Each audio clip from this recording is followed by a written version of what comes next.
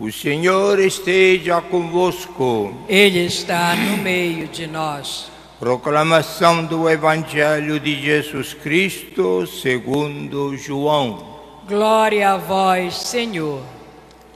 No primeiro dia da semana, Maria Madalena saiu correndo e foi encontrar Simão Pedro e o outro discípulo, aquele que Jesus amava, e lhes disse: tiraram o Senhor do túmulo e não sabemos onde o colocaram.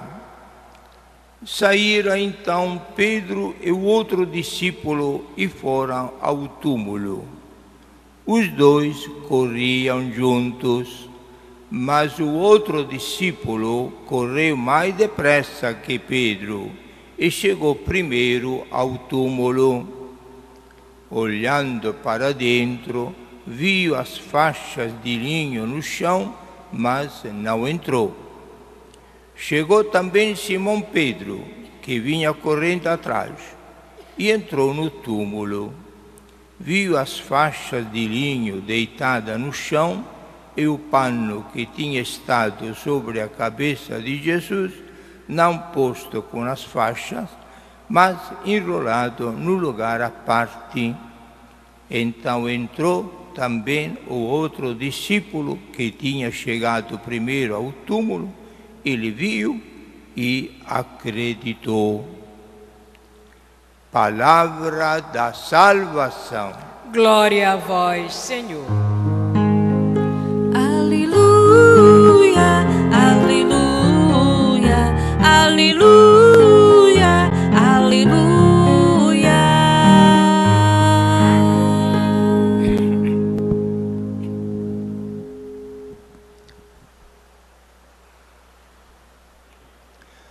Pode parecer estranho, caríssimos irmãos e irmãs, que 2 dias depois do Natal, nascimento de Jesus, Deus que se torna criança para nos salvar, o Evangelho fale da Páscoa de Jesus, da ressurreição de Jesus.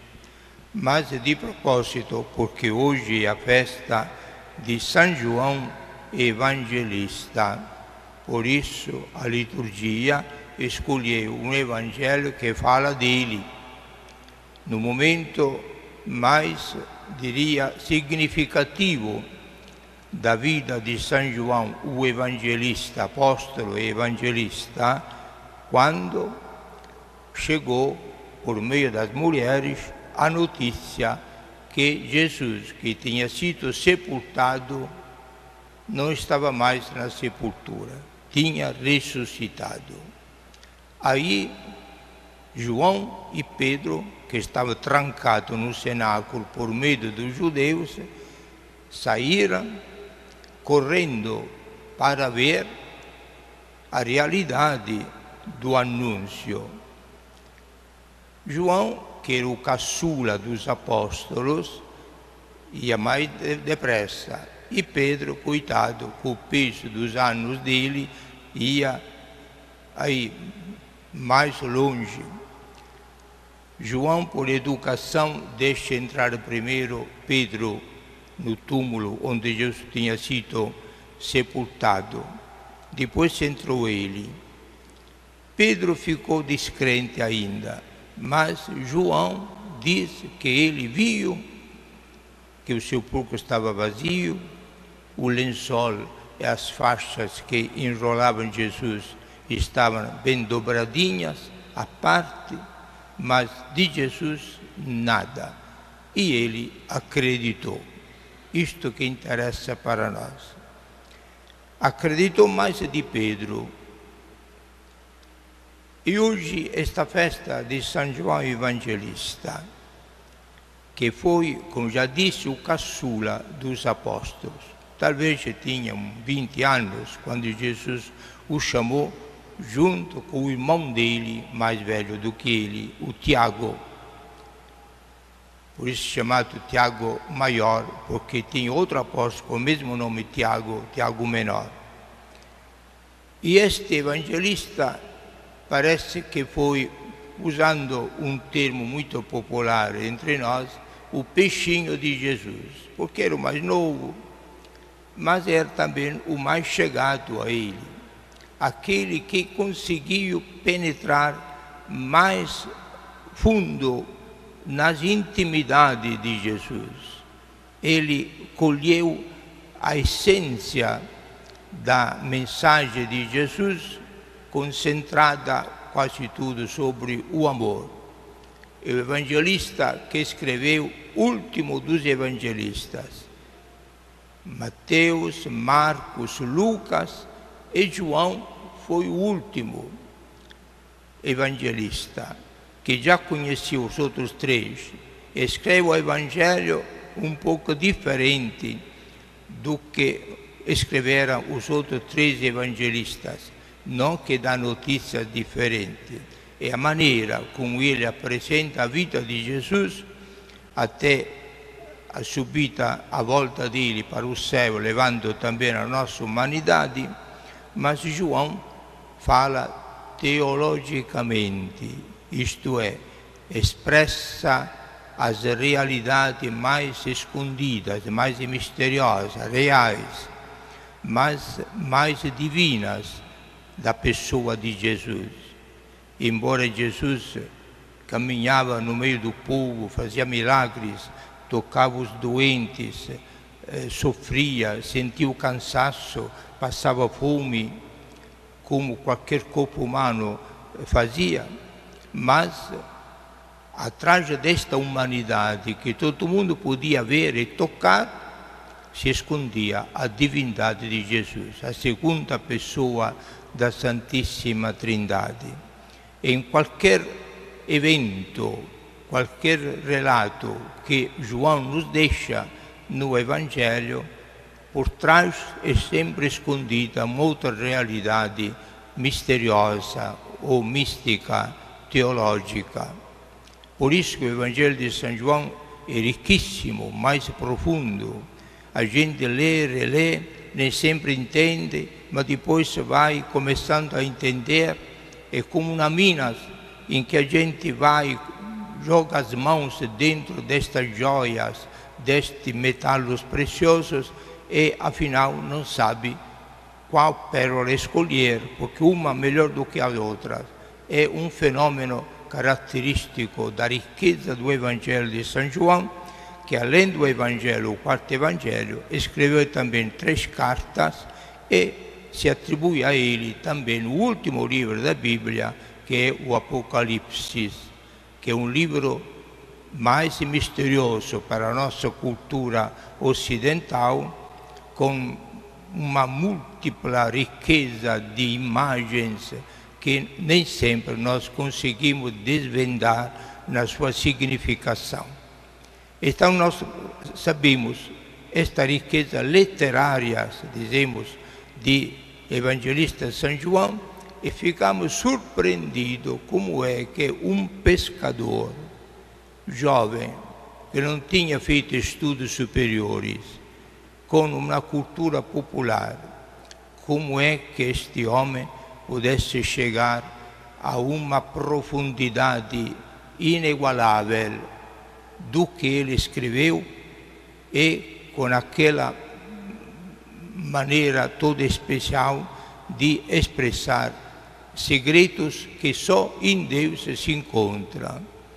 Daí nós deduzimos que de verdade o Espírito Santo que desceu sobre os apóstolos é ele o autor da palavra de Deus, o autor dos evangelhos, e ele que assiste e dá aquela infalível expressão que ele quer para ensinar a todos nós as grandes realidades divinas que Jesus veio nos revelar e entregou a nós para destas vivermos e prepararmos para a vida eterna.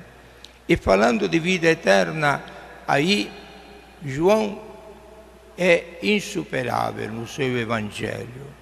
Ele chama Jesus vida, ele era a vida. E nós tivemos o privilégio de ouvir, tocar e vivenciar esta vida. Como se pode fazer isto? aí começamos a entender a dificuldade e, ao mesmo tempo, a beleza do que João anuncia. Jesus é a vida, Jesus é a luz e Jesus é a alegria do Pai. Jesus é a palavra do Pai. Assim começa o prólogo do Evangelho de São João, e este assunto ele o desenvolve de vez em quando ao longo do Evangelho e depois no Apocalipse, se for atribuído a ele. Caríssimos irmãos, o que nós temos de aprender fazendo a festa de São João Evangelista? Estamos poucos dias depois do Natal. Quando a gente vê uma criança, como aqui no presépio, uma criancinha, nós ficamos emocionados em ver uma criança, porque todo mundo fica emocionado olhando uma criança. Só que a nossa fé, que o Espírito Santo nos comunica a nós, a nossa fé revela, atrás desta criança se esconde a divindade. Este é o grande mistério. Como podemos nós descobrir que nesta criança inerme, esta criança paupérrima, que se encontra numa gruta, rodeado só de um homem, José, e Maria, a mãe dele? Como é que esta criancinha, que precisa de tudo, ele é o Criador do universo? Como é possível que esta criança, que é o Criador do universo, se torne também o Salvador de toda a humanidade? Como é possível que esta criança, assistida por uma mãe adolescente, sem nenhum recursos humanos, possa ser o grande amigo de cada homem, de cada mulher, que acolhe ele e acredita nele, não como criança, mas como filho de Deus, portanto, criador de tudo que existe também da minha vida? Como é possível acreditar que esta criancinha, ela gosta de me comunicar a própria vida divina, me tornando da mesma natureza dele, se oferecendo como irmão para mim, que sou um pecador, frágil, mortal, e ele me comunica a imortalidade, a vida eterna, que ele mesmo é?